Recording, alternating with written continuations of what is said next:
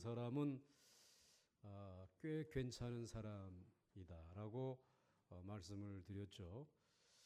종교적으로는 바리새인이었기 때문에 굉장히 의롭고 행위에 있어서 상당히 자랑할 만한 것이 많은 사람이었고, 또 그는 학문적으로는 헬라 철학과 문화에 상당한 업적을 쌓아 올린 그런 훌륭한 학자였습니다.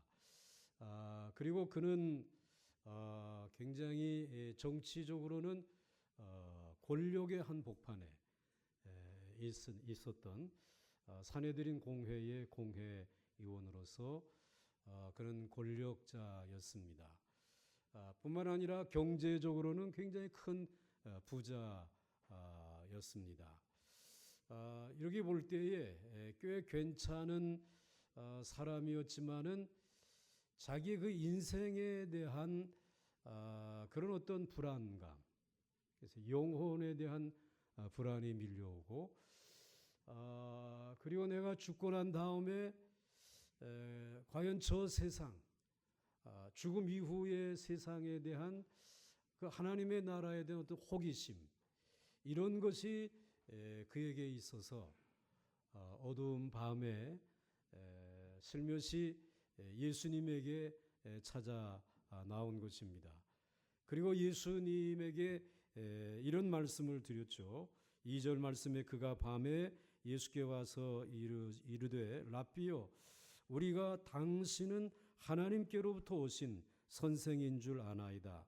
하나님이 함께 하시지 아니하시면 당신이 행하시는 이 표적을 아무도 할 수 없음이니이다 라고 고백을 했습니다. 결국 이 말은 당신 예수는 어떤 사람입니까? 예수님에 대한 관심을 표명한 것입니다. 예수 당신은 누구입니까? 이 질문. 이건 사실은 이 세상의 그 인류의 역사상 가장 위대한 질문이 바로 예수, 당신은 도대체 누구요? 라고 하는 그런 질문입니다. 왜냐하면 예수님이 오셔서 AD와 BC로 나뉘어지지 않았어요. 그래서 여러분들 지금 여러분들이 사는 이 2016년은 주후 2016년이죠. 그러니까 예수님이 오신 기점으로 해서 이 AD와 BC, 주전과 주후로 나뉘어졌단 말이에요. 그 예수가 도대체 누구길래? 그리고 동서양을 막론하고 여러분들 이 예수님만큼 인류의 역사에 영향을 미친 사람이 어디 있습니까?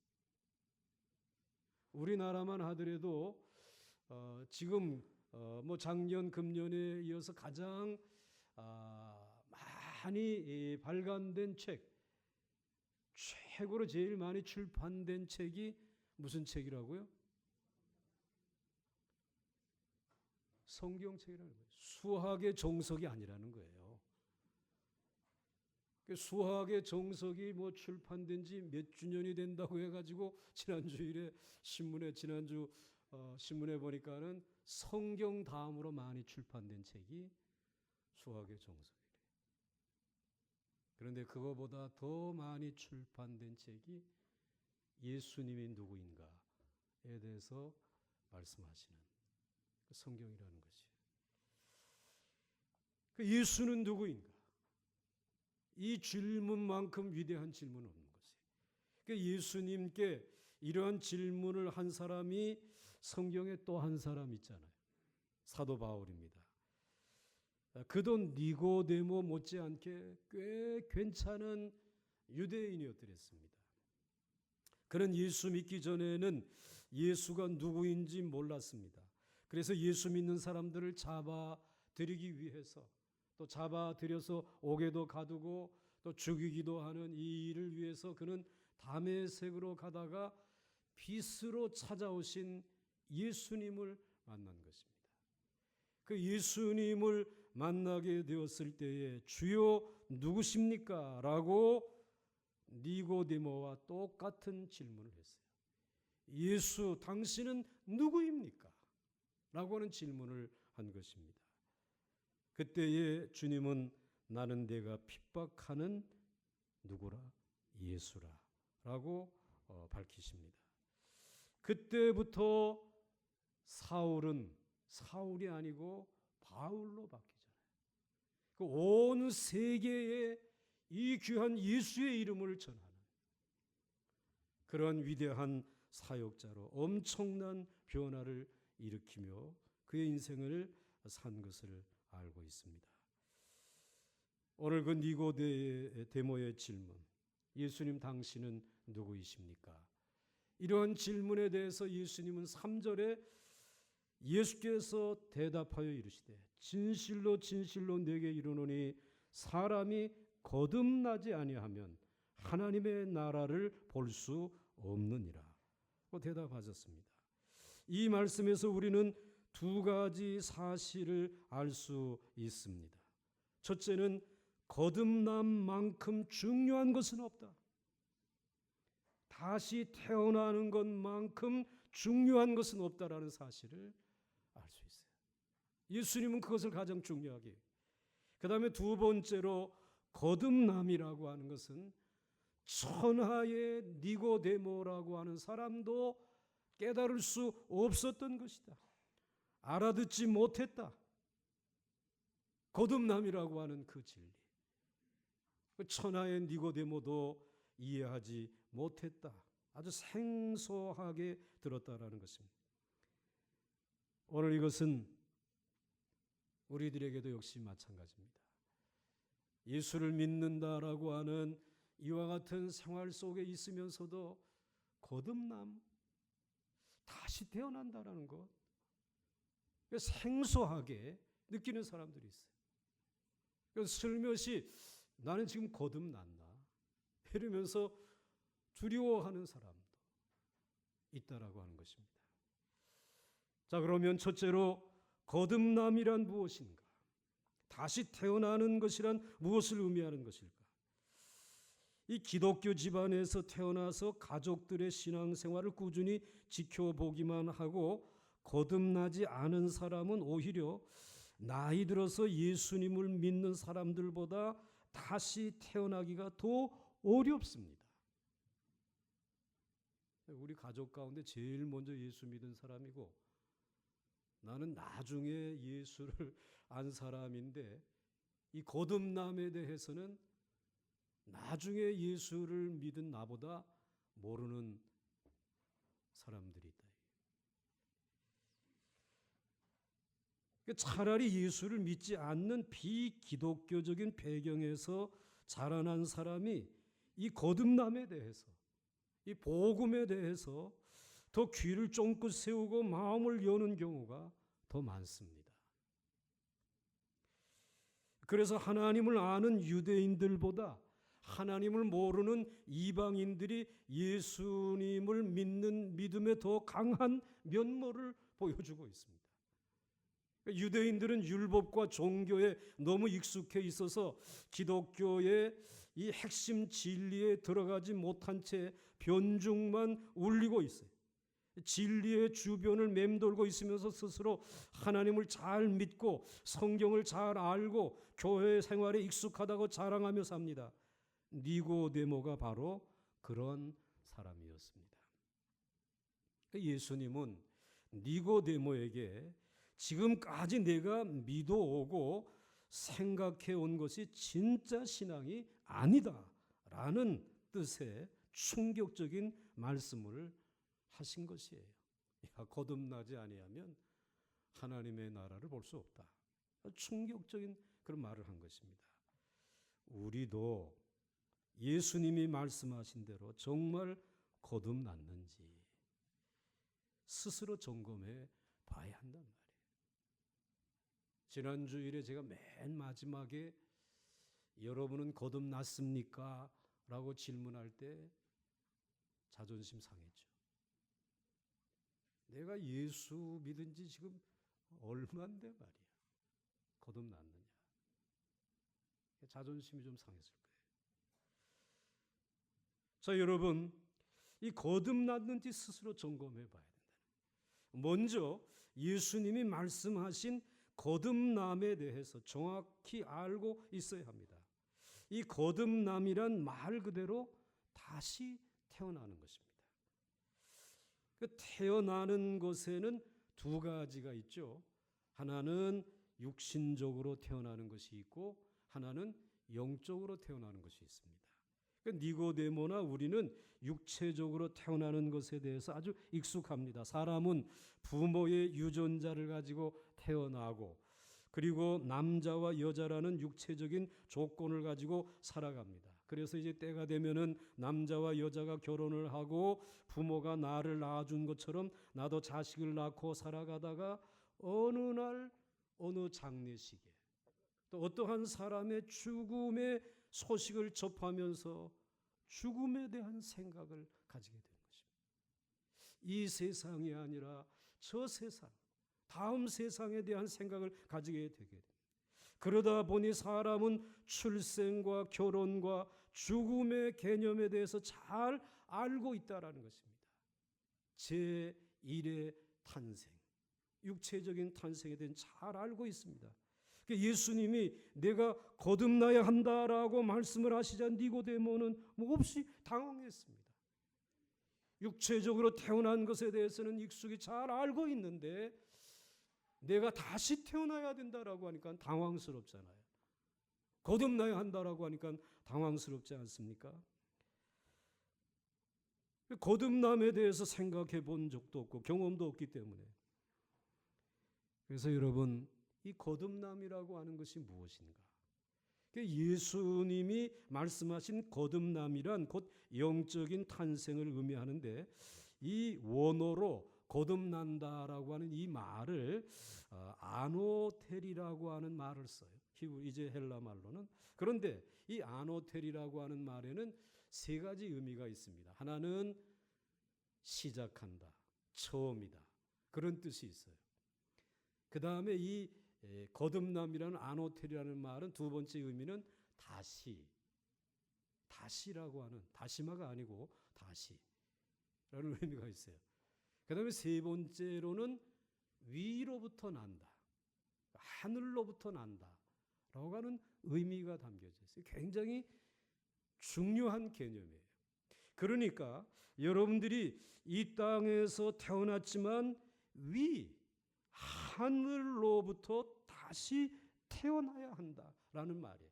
그러니까 오늘 이 거듭남이라고 하는 그 원어의 세 가지 의미를 조합해 가지고 생각해 본다라고 하게 되면 처음, 그 다음에 다시, 그리고 위로부터, 하늘로부터 요 세 의미를 조합하게 되면 거듭남이란 하늘로부터 다시 태어나서 시작한다.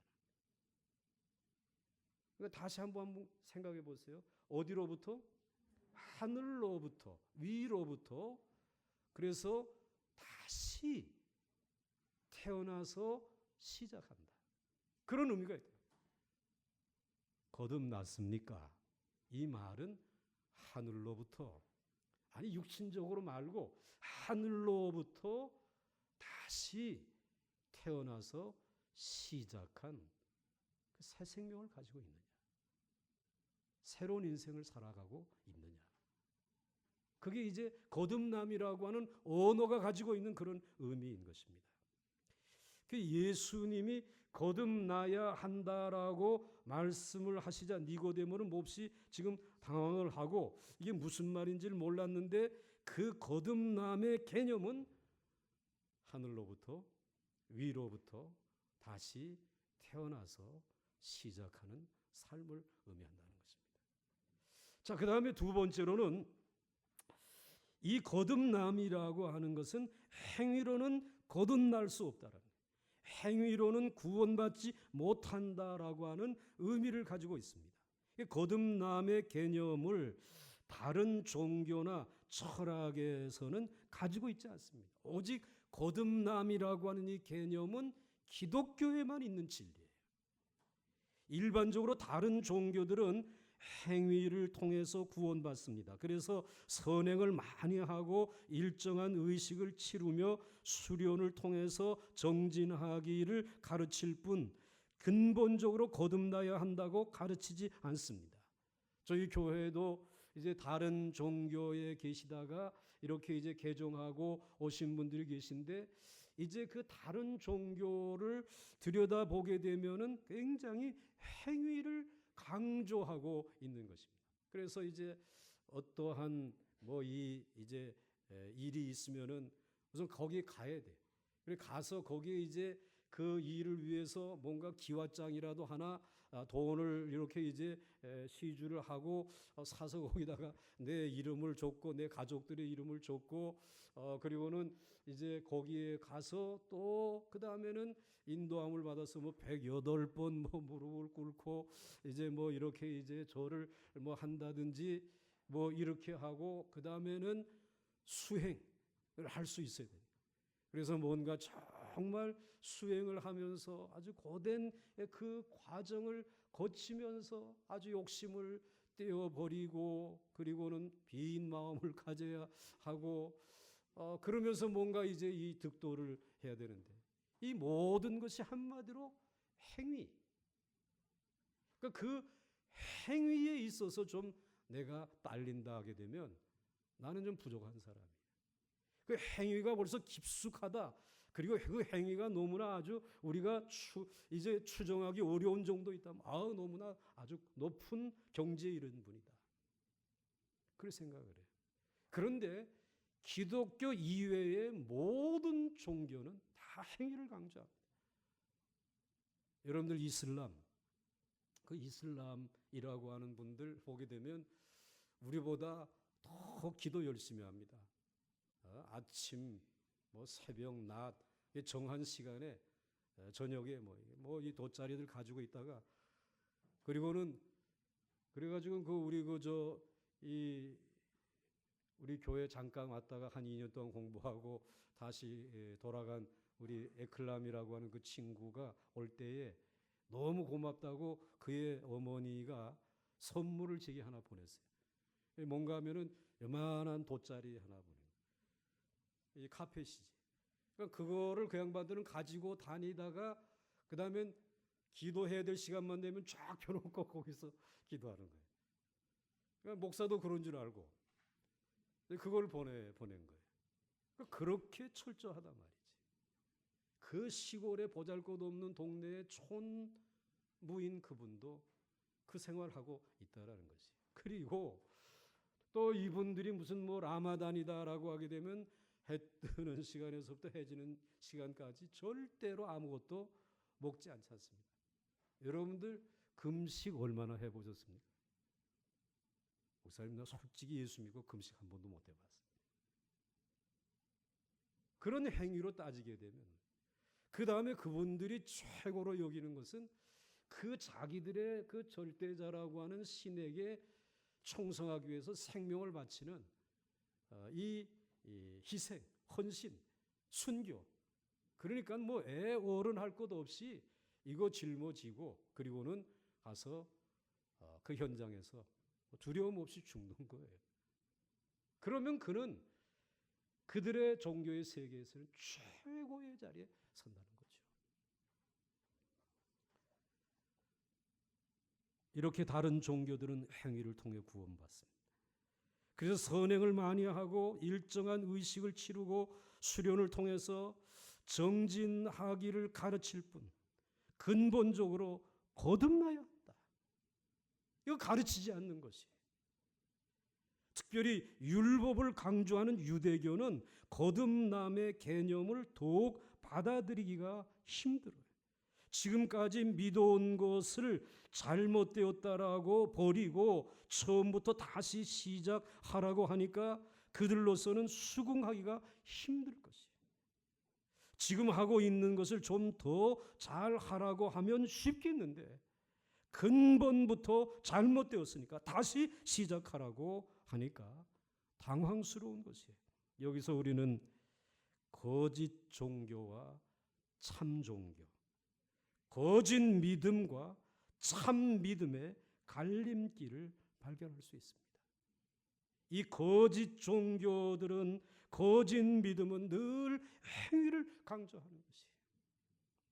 그러나 참 종교, 참다운 믿음은 그거 요구하지 않습니다.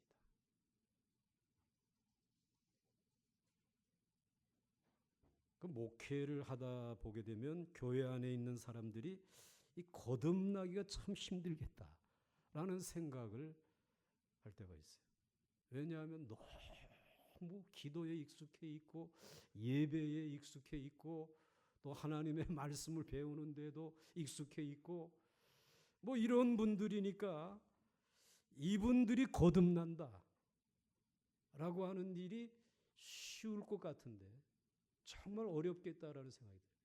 그건 왜냐하면 제가 체험을 해서 그래요. 저는 이제 이 기독교 가정에서 태어났어요. 어려서부터 뭐 찬송을 부르고 기도하는 배경에서 하나님 앞에 나가 예배를 드리는 배경에서 자랐기 때문에 뭐 이 거듭났다, 구원받았다라고 하는 것에 대해서 고민해 본 적이 없습니다. 고민해 본 적이 없어요. 당연한 줄 알았어요. 그런데 예수님을 정말 강렬하게 만났던 적이 있어요. 그것은 정말 제 인생에, 제 가정에 그 위기가 찾아오고 제 일생에 가장 힘들고 어려운 때인데 그때에, 그 어려움의 때에 우리 주님을 너무나 극적으로 체험하고 만난 것이에요. 마치 이 사울이 예수님을 만난 것, 바울이 예수님을 만난 것처럼 그런 아주 그 충격적인 큰 사건을 통해서 예수님을 참 깊이 있게 만날 수 있게 됐어요. 그래서 예수 그리스도, 나의 주 나의 하나님이라고 하는 신앙을 고백을 하면서 내가 이 거듭난 하나님의 백성이구나 라고 하는 사실을 그 시간을 통해서 이제 확신할 수 있는 그런 시간을 가져드렸어요. 그런데 이 구약의 종교, 이 율법, 그리고 신약과 뭐 여기에 따라서 능통한 여러분들이 이와 같이 어떤 인생의 커다란 어떤 이 굴곡이 없이 여러분들이 신앙생활을 그냥 꾸준히 해왔을 때 거듭났느냐 묻게 되면 자신도 모르게 고개를 숙인다. 숙이지 말아요. 확실하게 오늘 확신을 가지면 돼. 오늘 성경은 우리에게 말씀해 주시고 있어요. 그런데 이 구약과 종교, 그 율법으로 무장한 니고데모는 예수님의 말씀에 대해 감조차 잡을 수가 없었어요. 그래서 니고데모는 예수님에게 이런 말씀을 드렸습니다. 4절 말씀에 그래서 니고데모의 입장에 대해서 한번 같이 읽겠습니다. 시작. 니고데모가 이르되 사람이 늙으면 어떻게 날 수 있사옵나이까? 두 번째 목태에 들어갔다가 날 수 있사옵나이까? 그랬더니 예수님이 이렇게 말씀해 주셨어요. 5절 말씀에 한번 같이 읽겠습니다. 시작. 예수께서 대답하시되 진실로 진실로 내게 이르 사람이 물과 성령으로 나지 아니하면 하나님의 나라에 들어갈 수 없느니라. 교회 생활하면서 참 거듭나기 어려운데 제가 목회하면서 그것을 느끼는데 그런데 여러분 오늘 예수님이 분명한 말씀을 해주시고 있어요. 거듭나는 것은 행위, 선행, 노력, 종교적인 습관이나 수행에 따른 것이 아니라 무엇을 통해서? 예수님이 입으로 말씀해 주셨잖아요. 물과 성령으로 나지 아니하면 하나님의 나라에 들어갈 수 없다. 거듭날 수 없다라고 말씀해 주시고 있어요. 거듭남은 스스로 만드는 것이 아니라 외부의 영향력에 따른 것입니다. 즉 하나님에게 선택받는 것입니다. 하늘의 선택을 받는 것입니다. 사람이 하나님을 택하는 것이 아니라 하나님이 사람을 택하신다는 말입니다. 하나님이 우리를 사랑하지 않으시면 우리는 하나님을 사랑할 수 없습니다. 우리가 먼저 하나님을 발견하고 사랑한 줄 알았는데 우리가 하나님에 대해 전혀 모르고 있을 때 이미 그분이 우리를 택하시고 사랑하신 것에 대한 깨달음이 믿음으로 들어가는 길인 줄 믿으시기 바랍니다. 찬송가 310장에 보시게 되면 이렇게 기록되어져 있어요. 아, 하나님의 은혜로 이 쓸데없는 자 왜 구속하여 주는지 난 알 수 없도다. 내가 믿고 또 의지함은 내 모든 형편 아시는 주님 늘 보호해 주실 것을 나는 확실히 아네. 여기 보게 되면 아, 하나님의 은혜로 나의 선행과 공로와 수행과 나의 어떤 순교로 내가 구속받는 게 아니라는 거예요. 내가 구원받는 게 아니라는 거예요. 내가 거듭나는 것이 아니라는 것이에요. 나도 알 수 없는 순간에 알 수 없는 그와 같은 방법으로 그 하나님께서 내게 이 구속의 은혜를 값없이 주신 줄 믿습니다. 그것이 은혜라는 것입니다. 하나님의 은혜라고 하는 사실, 하나님이 내게 주신 선물이라고 하는 사실을 오늘 이 찬송가 작시자는 말씀하고 있는 것입니다. 그래서 이 가사대로 거듭남은 은혜요, 아무 쓸모없는 나를 거듭나게 해주신 하나님의 선물입니다. 율법을 이루고 개인의 의지와 노력으로 다시 태어났다면 자랑할 것이 많겠지만 하나님의 은혜로 얻은 선물이고 구원이고 그리고 거듭남이기 때문에 거듭남을 얻었다 할지라도 자랑할 만한 육체는 한 사람도 없는 줄 믿으시기 바랍니다. 하나님의 은혜이기 때문에 성령님의 역사로 이와 같은 놀라운 일이 일어났기 때문에 그렇습니다. 그래서 5절 말씀에 다시 보시게 되면 물과 무엇으로? 성령으로 그랬습니다. 그런데 오늘 물과라는 말은 이제 물 그리고 성령으로 라고 번역을 해도 되고, 이 과라는 이 말을 또 물 즉 성령으로 이렇게 번역해도 되는 것입니다. 그런데 여러분, 여기서 물이라고 하는 것은 하나님의 말씀이라고 해석을 합니다. 그러니까 물과 성령으로를 말씀과 무엇으로? 성령으로. 그렇게 해석해요. 또 물이라고 하는 것은 우리의 죄를 씻는 것이에요. 그래서 우리의 죄를 씻는 그 회개와 성령으로. 그러니까 우리들이 이제는 거듭나는 것은 이 말씀을 들음으로 인해서 내가 죄인이라고 하는 사실을 깨달으면서 내 죄를 씻기 원합니다. 내 죄가 씻어지기를 원합니다. 그래서 이제 회개하게 되어질 때에 그 회개하는 내게 성령님이 오셔서 회개할 수 있는 마음도 주시고, 하나님의 말씀이 하나님이 내게 사랑으로 주신 그러한 말씀이구나 라고 하는 사실을 깨닫고 내가 하나님을 모르고 죄 가운데 살았구나, 뉘우치고 회개하는 그와 같은 마음이 다 무엇을 통해서 이루어지는 역사라고요? 성령을 통해서, 하늘로부터 임하신 성령으로 말미암아 이루어지는 일이라는 것이. 그렇기 때문에 저와 여러분의 거듭남이라고 하는 것은 물과 성령으로 거듭난 것이고, 또 하나님의 말씀과 성령으로 거듭난 것이고, 하나님 앞에 회개하고 뉘우치는 그 삶과 그리고 성령으로 말미암아 거듭난 줄 믿으시길 바랍니다. 그래서 이것을 예수님께서 간단하게 무엇과 무엇으로 거듭나지 않아요? 물과 성령으로.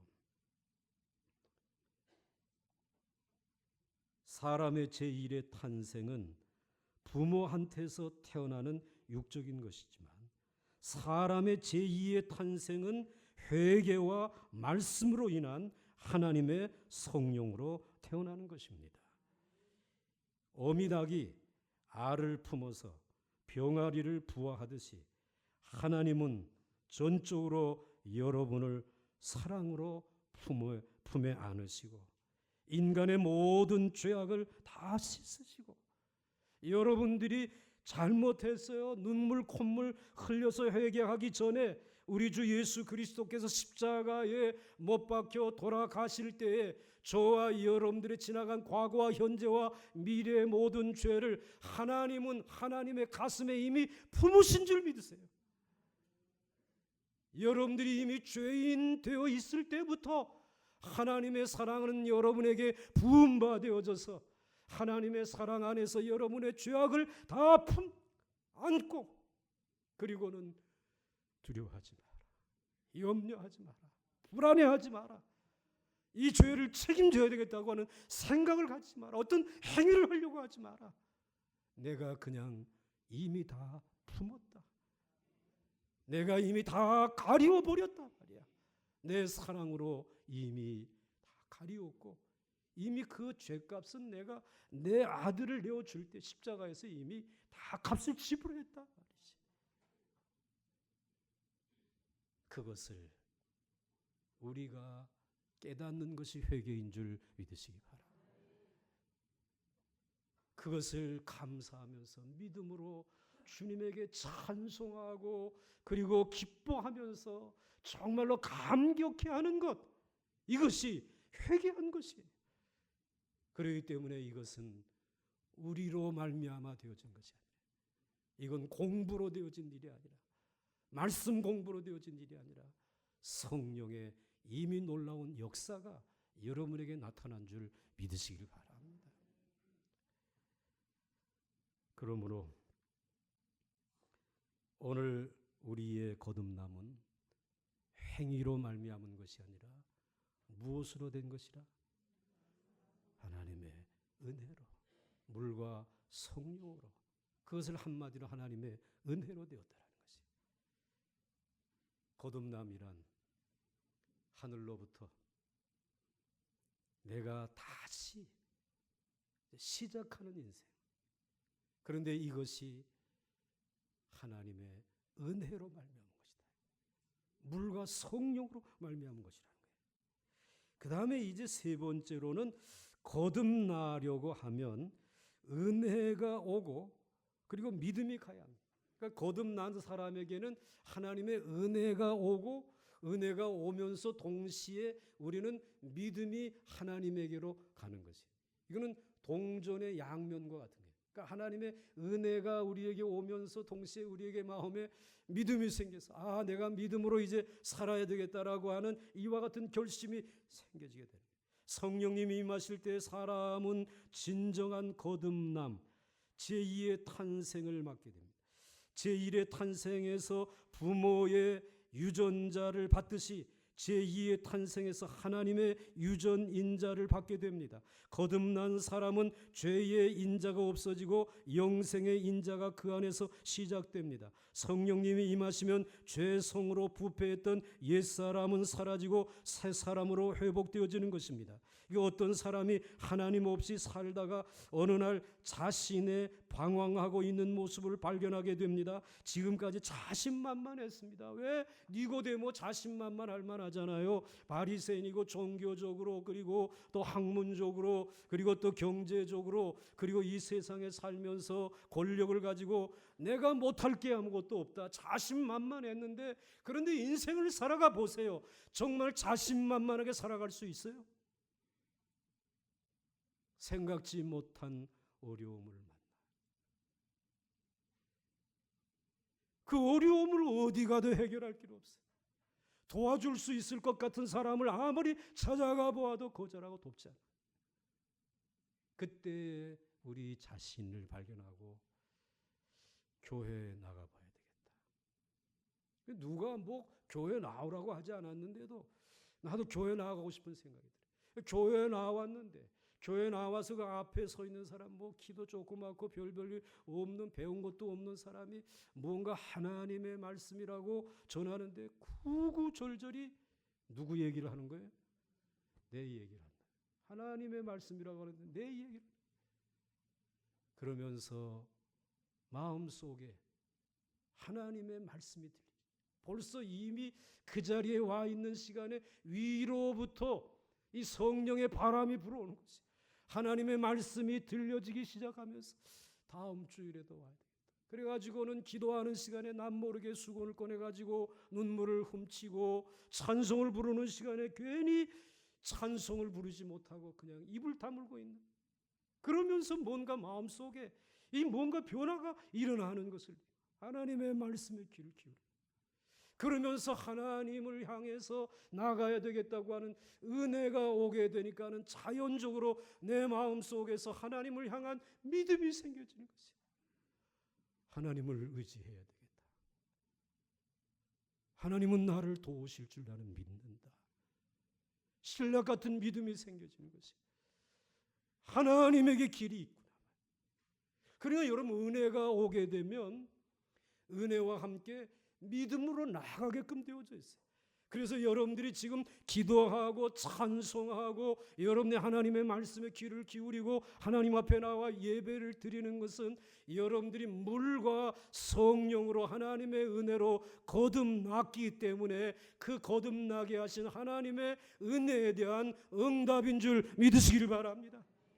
그 하나님 앞에 그 응답으로 예배를 드리고 하나님 앞에 믿음으로 나아가는 것이, 이거는 누가 시켜서 되는 일이 아니라 절로 되어지는 일이에요.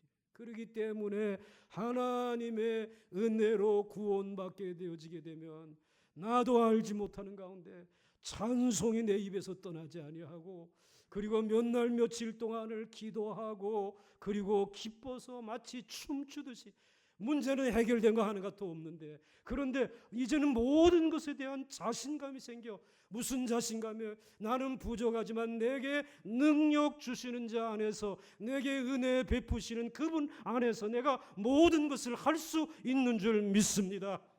할 수 있거든요. 무슨 말이냐? 믿는 자들에게는 능치 못할 일이 없느니라. 거듭난 자만이 가지고 있는 믿음입니다. 오늘 여러분들에게 이 거듭난 자에게 주신 이 놀라운 믿음이 다시 회복되어질 수 있기를 주의 이름으로 축원합니다. 할 수 있어요. 하게끔 하나님이 길 열어 주시는 것이에요. 도우시는 줄 믿으시길 바랍니다. 위로부터 다시 태어나서 시작한 이 거듭남, 이거는 어떤 행위나 어떤 공로나 어떠한 의식과 예전을 통해서가 아니라 하나님이 주시는 그 값없이 주시는 물과 성령으로, 은혜로 하나님이 거듭나게 하시고, 그래서 믿음으로 하나님 앞에 나아가게 되는 줄 믿으시길 바랍니다. 그것을 가리켜서 거듭남이라고 말을 하는 것이죠. 이제 마지막으로 거듭남은 영으로 난 자만이 깨닫는 진리입니다. 니고데모는 예수님의 말씀을 전혀 알아듣지 못했어요. 그의 얼굴에 말씀에 대한 깨달음이 없다는 사실이 분명해지니까 예수님이 한 말씀을 더 하셨어요.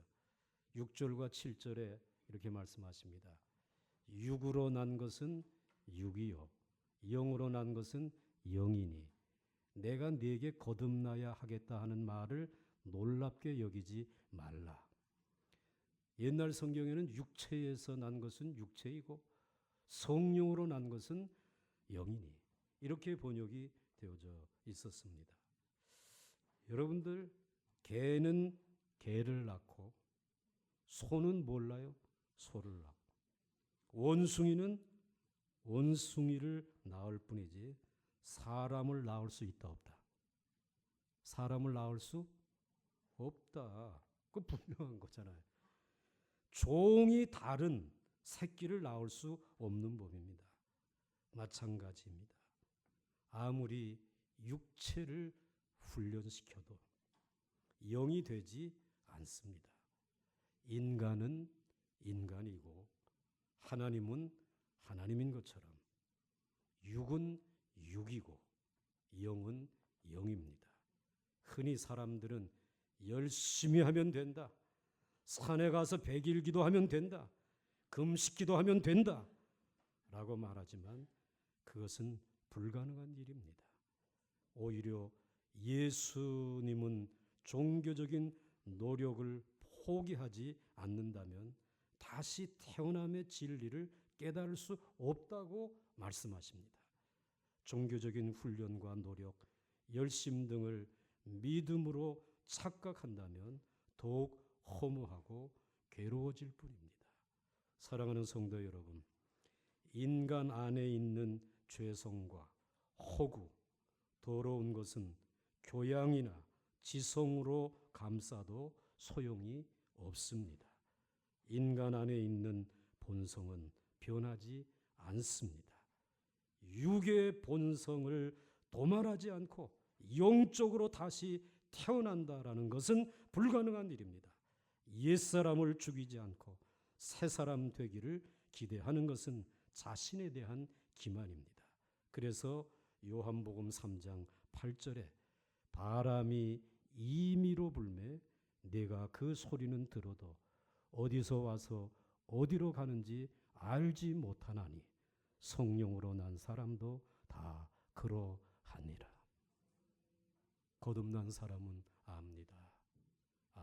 하나님에게로부터 바람이 불어와서 나 같은 죄인이 하나님의 말씀을 깨닫고 말씀과 성령으로 거듭났구나.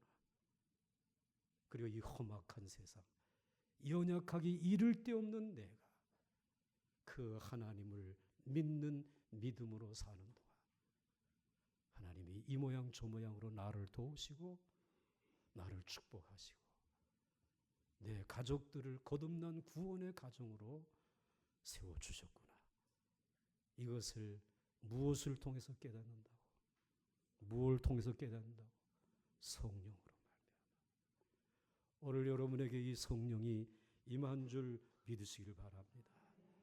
그래서 이제 여러분들이 이 세상을 살아가는 동안 어떠한 지성적인 사람이냐 아니냐 여기 의미 두지 마세요. 여러분들 이 세상에 살면서 참된 거듭남 변화 새 사람으로서의 탄생은 개인의 인격적인 성숙을 의미하지 않습니다. 그가 지성적인 사람이냐 아니냐로 의미하지 않습니다. 여인이 아기를 낳는 일이 인격이 성숙하다고 아이를 쑥 잘 낳고 그리고 여인이 성숙하지 못하다고 해서 아이를 잘 못 낳는 것이 아닙니다. 이 여인이 초등학교밖에 나오지 못하였다고 해서 건강하지 못한 아이를 낳고 그리고 정말 대학과 대학원을 나왔으니까 이제 건강한 아이를 낳을 수 있다라는 말이 아니지 않습니까? 생명을 낳는 일은 하나님이 하시는 일이란 말이에요. 그렇기 때문에 마찬가지입니다. 사람이 거듭나는 것은 성령으로 말미암지 않고는 거듭날 수 없습니다. 다른 말로 말하면 성경으로 말미암지 않으면 누구나 거듭날 수 없습니다. 그래서 거듭난 사람만이 하나님의 나라를 볼 수 있고 그 나라에 들어갈 수 있는 영적인 진리를 깨닫게 되어지는 것입니다. 그래서 거듭난 사람들은 언제든지 이 세상에 살면서 배우지 못해도 하나님의 나라를 본 사람이기 때문에 높은 가치관을 가지고 윤리의식을 가지고 세상의 윤리를 뛰어넘는 새로운 세상을 만들어 나가는 줄 믿으시길 바랍니다.